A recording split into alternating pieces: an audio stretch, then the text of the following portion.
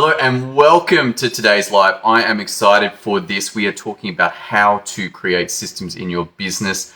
We are part of a bigger journey where we first of all looked at the problem that you faced as an entrepreneur who's succeeded up to a point when things stopped working, that you've hit too much revenue, too many people, too many customers, and things start breaking. And we've covered over the last four episodes. The first one looking at designing a business that works with or without you.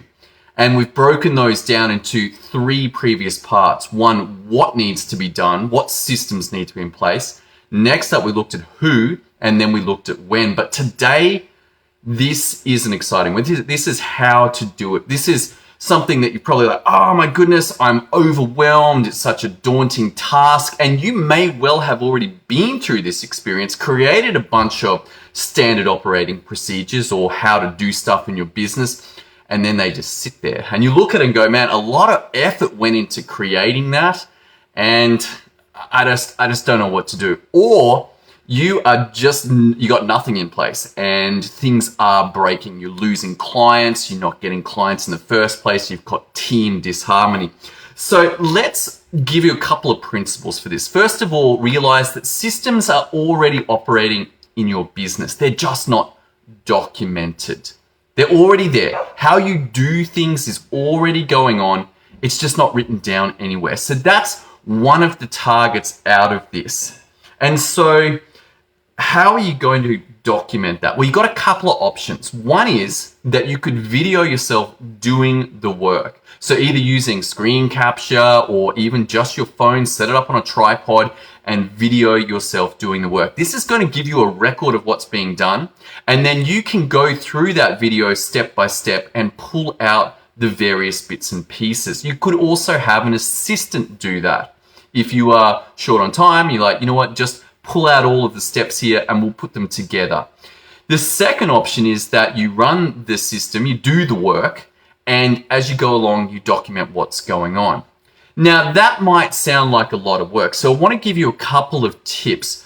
Begin with just the big picture steps, the big processes that make up the system, and just get those out. You don't have to go down into the minute detail. What you do have to do is just go, okay, this is a 2-process system. This is a 4-process system. Here's the name of those processes. And my advice would be that you create a document for that. You could have one document that documents the entire system, but there are advantages to splitting the processes up. Namely, that as you go ahead and use that system again and again, you can begin to fill in the medium-sized steps and then finally the small detail. And suddenly this overwhelming task becomes one more like, well, let's just get the big pieces in and then we'll fill in a bit more and then we'll do the detail as we go along. This requires one thing. This will not work if you do what happens in many businesses where they think that creating the processes is some kind of finishable thing, that you finish the processes, then you put them on the shelf and they are done. This will not work.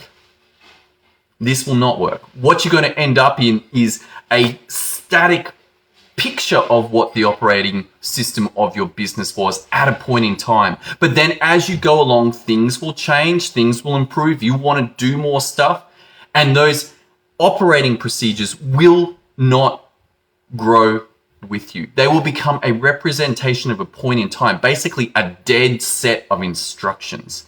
This is no good. One of your critical insights out of this video should be that you must make your team and yourself use processes every time you do stuff. Maybe not every time, but that's certainly the target. You want to be at like 98, 99, like even if it is just looking at the name of the process. Oh yeah, I'm at step 1, I'm at step 2, I'm at step 3. And you've done it so much that you don't need to go into all the fine detail, but at least you look and make sure that you've hit all of the big process steps. All right, so let's recap. Number 1, your team and yourself have to use processes. Number 2, you already have systems that are operating, and you've got to get a way of documenting. I've given you two. One is videoing, one is doing the work and writing it down as you go along. Third, the way to document processes is start with big picture stuff and then fill in the details as you go along. If you do this, then you now have a way of documenting your systems, which is exciting. This is awesome. Suddenly you have some representation of what's actually going on. And if you've got that, now all of those things that we've discussed before in terms of improving your system, troubleshooting a system, adapting a system, copying it and making it into a new variant on that system, all become possible. None of this was possible before. And as an added bonus, if you set it up right, you can even see what work's being done in real time. This is very exciting. All right, that is all I have for you today. We're going to open up into some more discussion around this, but if you know that you recognize either you don't have anything on point or you have been through the process of creating a dead system and that sits on a shelf and doesn't get used, and you recognize that you actually need a living system, because living systems grow and dead systems die, and businesses that have dead systems will run into exactly the same problems as a business that has no systems at all. If you need help with this, head over to systemio.dev. I look forward to seeing you in tomorrow's episode. I hope you got a lot of value out of this, and we will continue this journey into the power of systems and processes in business then. See you tomorrow.